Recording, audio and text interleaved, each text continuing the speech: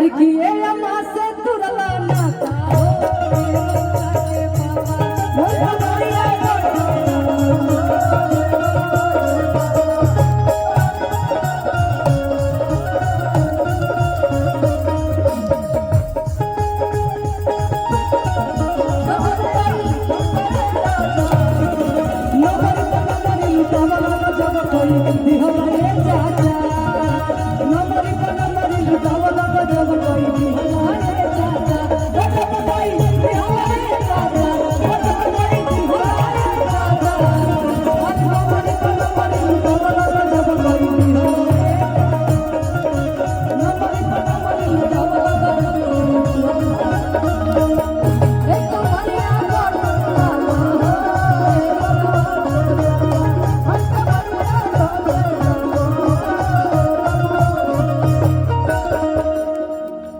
और बबुआ की बुआ लो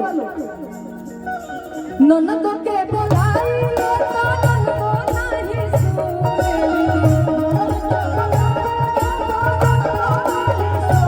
ननद के बोलाई लो ननद को नहीं सुनेली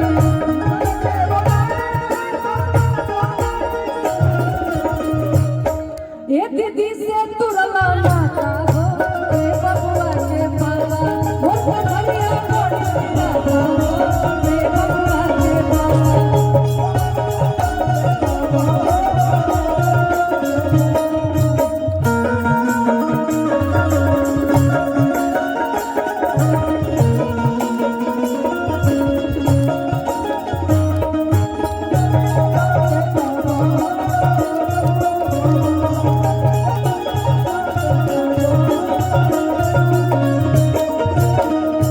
अब बबुआ की चाची गोतनी के बोलाई ले तो गोतनी नहीं सुनेली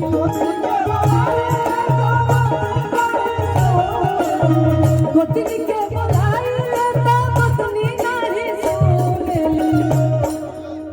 लेकिन या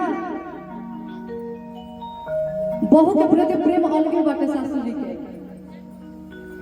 कि गोतनी के बोलाई लेता कि प्यार या आशीर्वाद बतावता और गोतनी नहीं सुने